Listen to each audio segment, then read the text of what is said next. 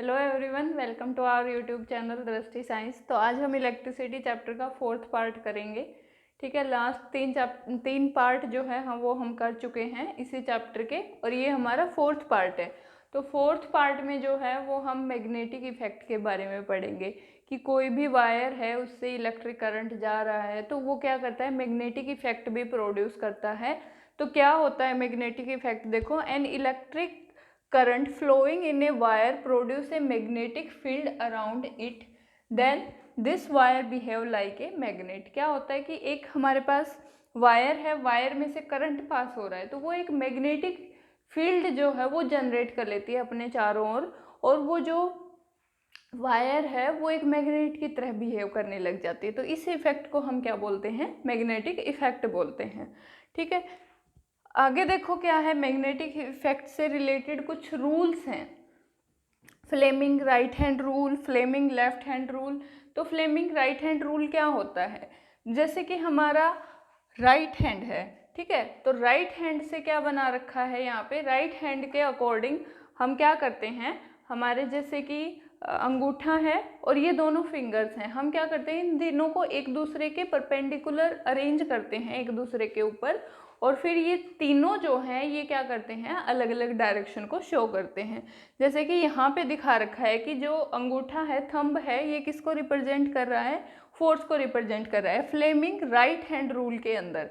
ठीक है, ये वाली जो फिंगर है ये क्या किसको रिप्रेजेंट कर रही है, मैग्नेटिक फील्ड को रिप्रेजेंट कर रही है, और जो ये थर्ड फिंगर है ये किसको रिप्रेजेंट कर रही है, इंड्यूस्ड करंट को, डायरेक्शन ऑफ इंड्यूस्ड करंट को रिप्रेजेंट कर रही है।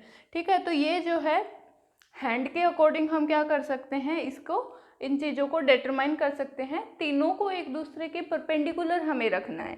ठीक है, जो हमारा थंब है ये फोर्स को रिप्रेजेंट करेगा, इंडेक्स फिंगर है वो मैग्नेटिक फील्ड को, और ये मिडिल फिंगर है ये इंड्यूस्ड करंट को रिप्रेजेंट कर रही है। यहाँ पे इसको अप्लाई कहाँ किया जाता है, जो इलेक्ट्रिक जनरेटर होते हैं वहाँ पे इसको अप्लाई किया जाता है, फ्लेमिंग राइट हैंड रूल को। ठीक है, उसके बाद देखो Fleming left hand rule. Fleming left hand rule के अंदर क्या होता है कि ये मोशन को रिप्रेजेंट कर रही है, ये वाली लाइन जो है ये फोर्स को, मोशन को रिप्रेजेंट कर रही है, ये मैग्नेटिक इफेक्ट को, और मिडिल फिंगर जो है ये करंट की, डायरेक्शन ऑफ करंट की। दोनों के अंदर डिफरेंस क्या है, यहाँ पे देखो, जो ये वाली फिंगर है ये इंड्यूस्ड करंट को शो कर रही है, लेकिन इसके अंदर ये करंट को शो कर रही है, तो ये ही डिफरेंस है इसके अंदर। और लेफ्ट हैंड रूल को जो है वो अप्लाई किया जाता है किसके अंदर, इलेक्ट्रिक मोटर के अंदर। जब हम इलेक्ट्रिक मोटर को बनाते हैं तो उसकी जो संरचना है, उसको बनाने का तरीका है, उसके अंदर फ्लेमिंग लेफ्ट हैंड रूल का यूज़ किया जाता है। ठीक है, उसके बाद एक है लोरेंज फोर्स। लोरेंज फोर्स क्या होता है, देखो, लोरेंज फोर्स जो है वो लोरेंज नाम के एक साइंटिस्ट ने दिया था। जब हमारे पास, हम क्या करते हैं, कोई भी वायर है उसमें से करंट पास हो रहा है, उसके अंदर B जो है वो मैग्नेटिक फील्ड जनरेट हो रही है, Q जो है वो अमाउंट ऑफ चार्ज है, V क्या है, वो जो चार्ज मूव कर रहा है उसकी वेलोसिटी है, उसकी स्पीड है। तो यहाँ पे जो फोर्स जनरेट होगा, लोरेंज फोर्स किसको बोलेंगे, किसी वायर से जो करंट पास हो रहा है उसके अंदर जो फोर्स होगा वो QVB साइन थीटा के बराबर होगा। ठीक है, तो यहाँ पे Q क्या है, Q क्या है, यहाँ पे चार्ज है, B क्या है, यहाँ पे मैग्नेटिक फील्ड है, ठीक है, V क्या है, यहाँ पे स्पीड है, और यहाँ पे थीटा जो है वो क्या है, एंगल है, किसके बीच में, V और B के बीच में। ठीक है, V क्या है, वेलोसिटी, और B क्या है, मैग्नेटिक फील्ड, तो दोनों के बीच में क्या है, थीटा क्या है, एंगल है। तो यहाँ पे जो ये F फोर्स जनरेट हो रहा है इसको हम क्या बोलते हैं, लोरेंज फोर्स बोलते हैं। ठीक है, इसके बाद हम आगे देखते हैं। तो नेक्स्ट टॉपिक जो है वो है हमारा मैग्नेटिक फ्लक्स। क्या होता है magnetic flux, magnetic flux is the measurement of total magnetic field line passes through the given area. हमारे पास कोई भी गिवन एरिया है, जैसे ये यहाँ पे बना रखा है, ये कोई भी गिवन एरिया है, इसके अंदर से जो मैग्नेटिक फील्ड लाइन जो पास हो रही हैं उनके नंबर को हम क्या बोलते हैं, मैग्नेटिक फ्लक्स बोलते हैं, और इसको फाई से डिनोट करते हैं।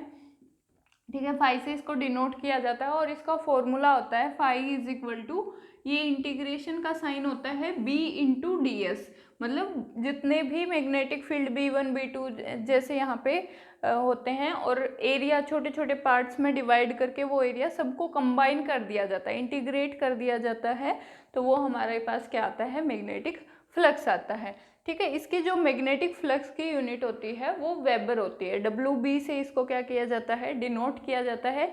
एक चीज़ का ध्यान रखना है, अगर मैग्नेटिक फ्लक्स पूछी जाए क्लोज्ड एरिया की, जैसे कि ये बिल्कुल ही क्लोज है, कहीं पे भी होल नहीं है, ये एक स्फीयर है, तो इसके अंदर अगर मैग्नेटिक फील्ड पूछा जाए तो वो क्या हो जाएगा, यहाँ पे 0 हो जाएगा। ठीक है, अगर ओपन स्फीयर है, मान लो कहीं पे होल कर रखे हैं या फिर बहुत सारे होल्स हैं, तो उसके लिए इसकी वैल्यू कुछ ना कुछ जरूर होगी।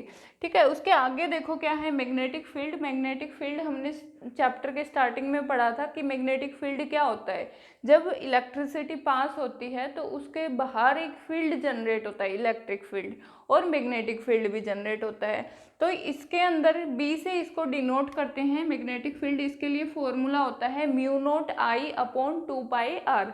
2πr क्या हो जाएगी, जैसे कि हमने क्या लिया है, सरकमफेरेंस, सर्कल ले रखा है, तो सर्कल की जो सरकमफेरेंस है वो क्या हो जाएगी, 2πr हो जाएगी। म्यू नोट क्या है, कांस्टेंट है।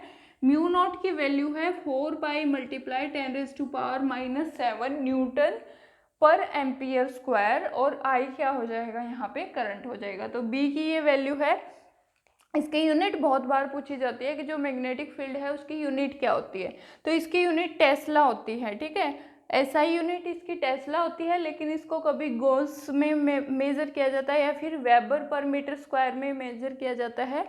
तो एक टेस्ला जो है, एक टेस्ला ही क्या किसके बराबर होता है, 1 वेबर पर मीटर स्क्वायर के बराबर होता है, या फिर न्यूटन पर एम्पियर पर मीटर के बराबर होता है, या फिर 10⁻⁴ गॉस के बराबर होता है। कई बार टेस्ला में दे दी जाती है और उसको गॉस के अंदर चेंज करना है। जैसे यहाँ पे कई बार आपसे गॉस की वैल्यू पूछी जाती है, 1 जो गॉस है वो किसके बराबर होता है, 10⁻⁻⁴ टेस्ला के बराबर होता है, या फिर 1 टेस्ला 10⁻⁴ गॉस के बराबर होता है। तो इस टाइप से हम क्या कर सकते हैं, यूनिट को इंटर कन्वर्ट भी कर सकते हैं। इससे आगे देखो, इससे आगे वाला टॉपिक है लेंस लॉ। लेंस लॉ क्या कहता है कि direction of induced current will oppose to the magnetic flux change. जहाँ पे मैग्नेटिक फ्लक्स चेंज होगा, डायरेक्शन ऑफ इंड्यूस्ड करंट क्या होगी, उसके अपोजिट डायरेक्शन में होगी। ठीक है, जहाँ पे मैग्नेटिक फील्ड चेंज होगा, मैग्नेटिक फ्लक्स की वैल्यू जहाँ पे चेंज होगी, जो इलेक्ट्रिक करंट डायरेक्शन होगी करंट की, वो क्या होगी, उसकी अपोजिट डायरेक्शन में होगी।